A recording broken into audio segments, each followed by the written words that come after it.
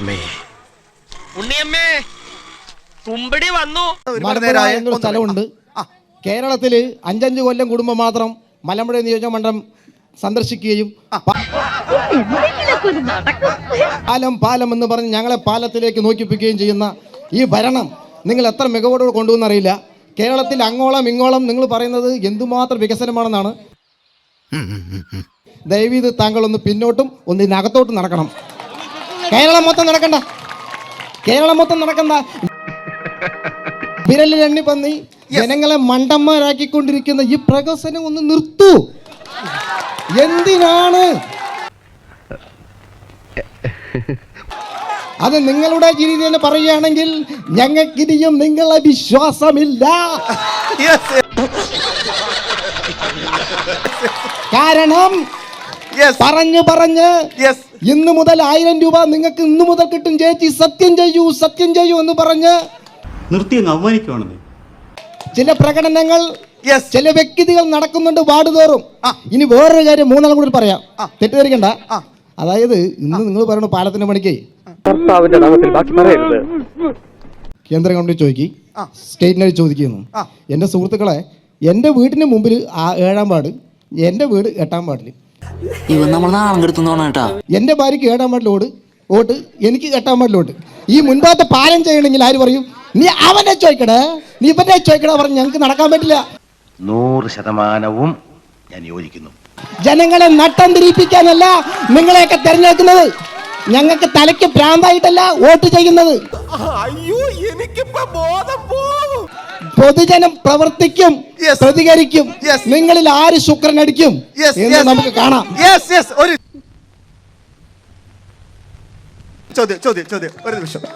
ഒരു മിനിറ്റ്, എനിക്ക് ചോദിക്കാനുള്ളത് CPM-ന്റെ പ്രതിനിധികളാണ്.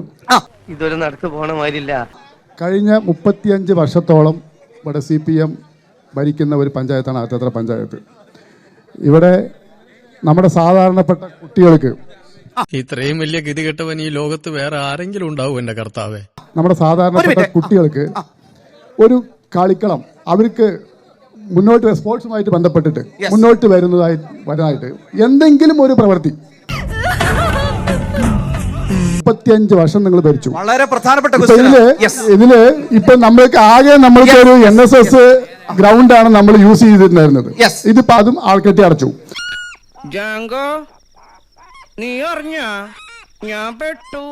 ഒരു കുളം നിർമ്മിച്ചിട്ടുണ്ട് ഇവിടെ, നീന്തൽ കുളം പറഞ്ഞിട്ട് 10 ലക്ഷം രൂപയാണ് അതില് കെട്ടി വെച്ചിട്ട്. 13 ലക്ഷം രൂപ. കാക്ക പോലും കുളിക്കില്ല ആ കുളത്തില്. നാറിയിട്ട് കാക്ക പോലും കുളിക്കാത്ത ഒരു കുളമായി മാറിയിരിക്കുകയാണ്. അപ്പൊ എനിക്കത് ചോദിക്കാനുള്ളത്, ഇതിന് നിങ്ങളൊരു മറുപടി ഞങ്ങൾക്ക് തന്നേ പറ്റുള്ളൂ. കുട്ടികൾക്ക്, വരും തലമുറയ്ക്ക് കളിച്ചു വളരാനുള്ള എന്തെങ്കിലും ഒരു സംവിധാനം നിങ്ങൾ ചെയ്തിട്ടുണ്ടോ? വളരെ പ്രധാനപ്പെട്ട ഒരു ക്വസ്റ്റ്യൻ ആണ്. ഒരു മിനിറ്റ്, ഒരു ചോദ്യം കൂടി സഹിച്ചേട്ടാ. ഒരു മിനിറ്റ് മുരളിയേട്ടാ, ഒന്ന് ക്ഷമിക്കണേ.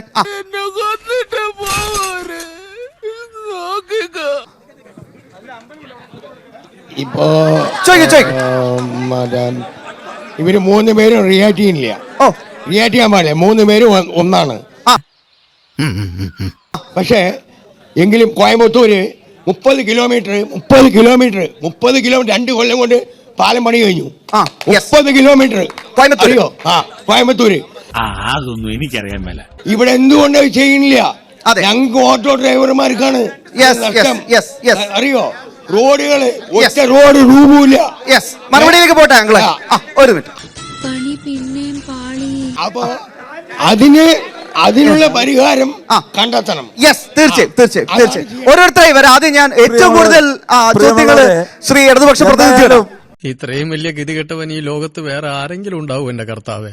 എനിക്ക് ഒരു കാര്യത്തിൽ സന്തോഷമുണ്ട്. ഈ സ്പോർട്സിനെ കുറിച്ച് എന്നെ ഉദ്ദേശിച്ചല്ല ചോദിച്ചത് എന്ന്. ആ ചോദ്യം പ്രശാന്തിലേക്കാണ് നീളുന്നത്. കാരണം കഴിഞ്ഞ 10 കൊല്ലമായി പാലക്കാട് നഗരസഭയിൽ, പാലക്കാട് ജില്ലയിലെ മുഴുവൻ യുവാക്കൾക്കും കളിക്കാവുന്ന രീതിയിൽ ഒരു സ്റ്റേഡിയം ഉണ്ട്. എന്നിട്ട് ആ സ്റ്റേഡിയത്തിന്റെ പേര് ഇന്ദിരാഗാന്ധി മുനിസിപ്പൽ സ്റ്റേഡിയം എന്നാ. ഈ കഴിഞ്ഞ 10 കൊല്ലക്കാലം ഭരിച്ചതാരാ? പറയട്ടെ. ഇങ്ങനെ പോയാൽ സംഗതി കുഴയും. ശരി, പറയട്ടെ. ഒരു നിമിഷം. ഒരു മിനിറ്റ് മറുപടി കേൾക്കണ്ടേ? ഒരു മിനിറ്റ് ശ്രീ മുരളി പറയൂ. ഒരു മിനിറ്റ്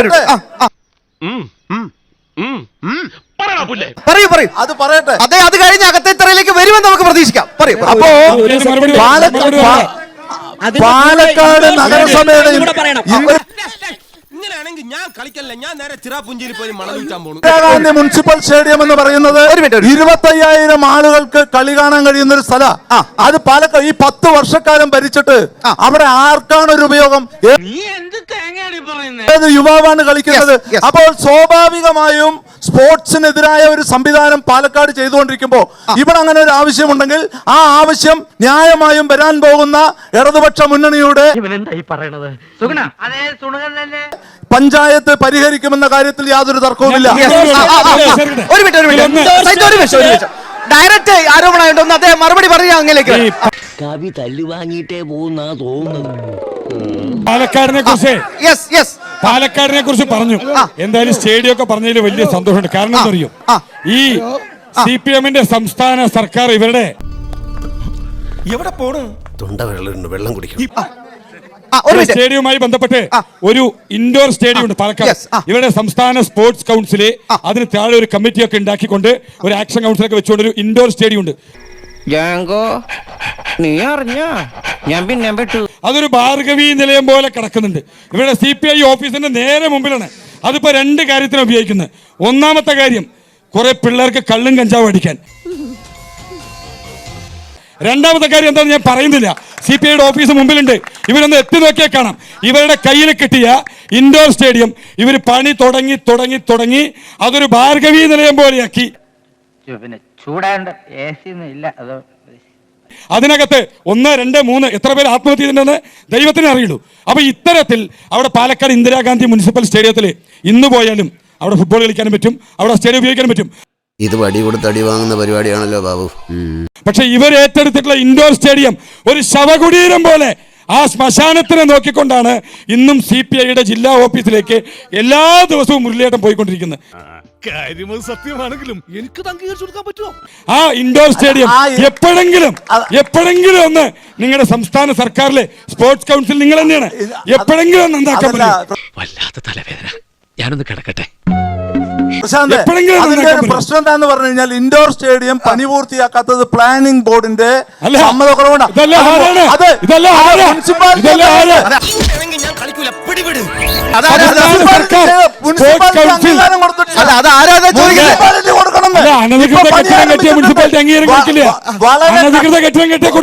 ഇനി ഒരു നിമിഷം ഞാൻ ഇവിടെ നിൽക്കില്ല. വളരെ കഷ്ടപ്പെട്ടാണെങ്കിലും ഇൻഡോർ സ്റ്റേഡിയം പണി പൂർത്തിയാക്കുന്നതിനുള്ള നടപടികൾ വരുന്നുണ്ട്, പണി നടന്നുകൊണ്ടിരിക്കുന്നുണ്ട്. എന്തോ എങ്ങനെ 30 കോടി രൂപ ചെലവാക്കി ഇന്ദിരാഗാന്ധി സ്റ്റേഡിയം പൂർത്തിയാക്കാമെന്ന് ഇടതുപക്ഷം പറഞ്ഞിട്ടുണ്ട്. ചാടി എഴുന്നേറ്റ് പഞ്ചായത്ത് ഗ്രൗണ്ട് വഴി 2 റൗണ്ട് ഓടി. ഒന്ന് പോടോ. തൽക്കാലം ഇത്രയും മതി. വരട്ടെ.